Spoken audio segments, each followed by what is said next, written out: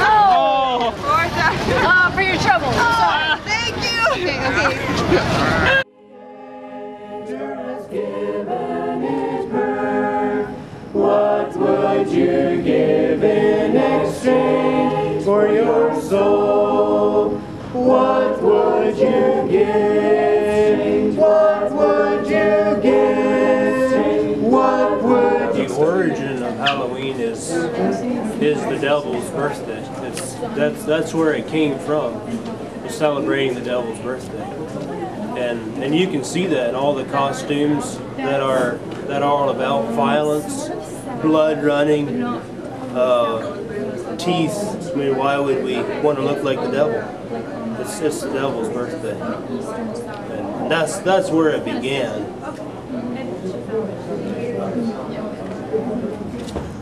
Well, we don't really keep that holiday because of the evil connotations. Think of evil spirits usually, and funny faces and getting things for nothing. We rather keep the Christian holidays because, yeah, we lift up what's right and what God wants, and our hope is in Jesus. So Easter and Christmas and those holidays, observe them rather. I guess don't really know a whole lot about Halloween. What he says we will do, where he sends we will go. Never fear, only trust and obey. Trust and obey, for there's no other way to be happy in Jesus, but to trust and obey. Tell us a little bit about your thoughts on Halloween. Halloween. Well, it's been around a long time. I think it comes back to old pagan days. And days even before that. People always felt a certain, and it's around the fall solstice, and there's a certain timing thing in the universe, and I think you feel this draw.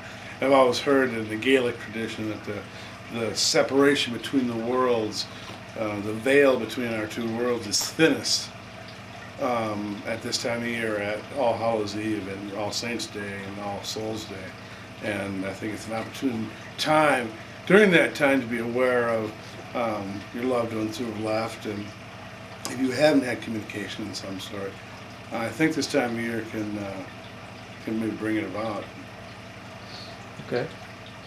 Could you tell probably in our country, probably nothing more than marketing. Yeah, same as Christmas. I mean, the true meaning of Christmas and Christ being born, and it's overridden by Santa Claus and presents. And yeah, we can live with both worlds, and it's great. And we can have Santa Claus, and we can have Jesus in our life. And so I see what gets marketed and what gets sold is the Halloween candy and the costumes, and it becomes more of a circus than the day that it was intended to just think about the souls who have passed. And I don't think we'll ever get beyond having Halloween, like we'll never beyond having Santa Claus. But I think we can live with both beliefs, that there is a fairy tale thing that we celebrate like Santa Claus, but there is a deeper, truer value behind some of these holy days that have been around for thousands and thousands and thousands of years. It's okay to do both. I think we can have a balance in this world. I think we can,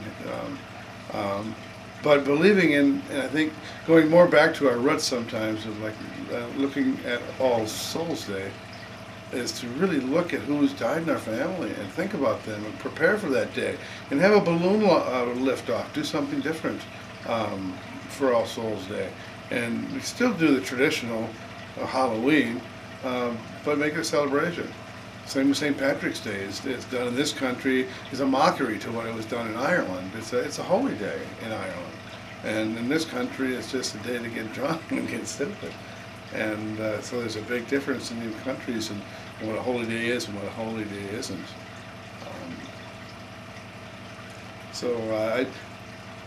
Bottom line, I think it's important to remember that our loved ones live on, that there is an existence beyond this one, that we can communicate with them. And I think around this time of the year, like I say, the veil gets thinner, and if you haven't had a communication with a loved one who's died, ask for one, pray for one, look for one, be open to one.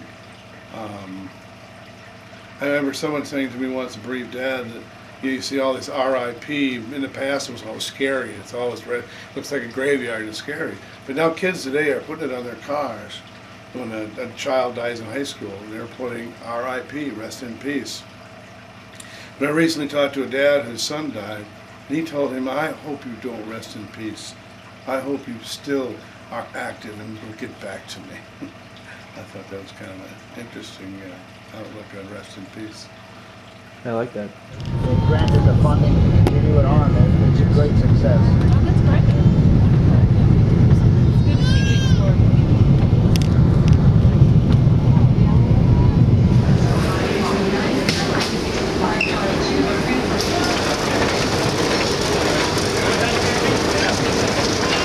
Hi, aloha. Welcome to Hawaii. Hope you have a great stay. And a nice day.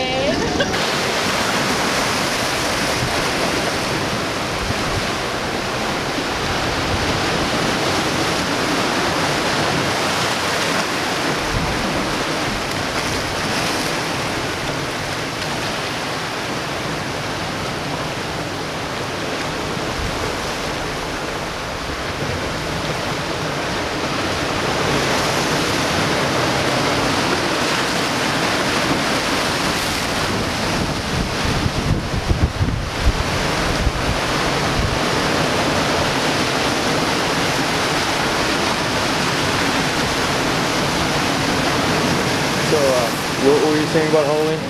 Oh, it's just like so many other costumes now. Like when I was a kid, it was the monsters. It was the classic monsters, Frankenstein, Dracula, Wolfman, the Mummy. Now, of course, kids have like Captain America. And we had that when we were kids, SpongeBob. But so many of the costumes are like too risque or too tiny. I mean, we got costumes for 10-year-olds that I don't think most 18-year-olds should wear.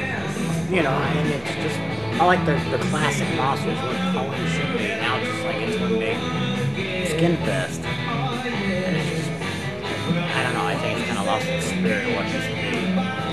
Yeah. About celebrating, you know, the traditions, trick-or-treating, having fun, the scary things. Now it's more about selling booze and skimpy costumes. And it kind of just loses the spirit of it, I think. I like the scary stuff. The silent movie monsters, the classic monsters, not the whiny crybaby vampires who whine about being a monster and things like that that's so popular, but that's what sells, so that's what we sell. I don't know, I just like the classic stuff, I guess. The stuff I grew up with, that's what I think when Halloween comes around. Well, thank you. Oh yeah, everybody gets a little taste of the sugar. Yeah! Go away, go away, go away, go away!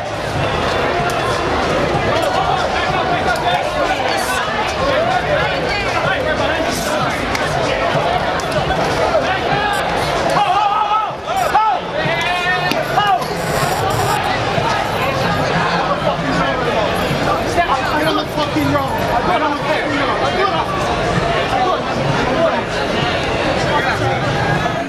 He got arrested. No, he's a bad boy, and I'm a cop. He ran away from home. Never fear, only trust and obey.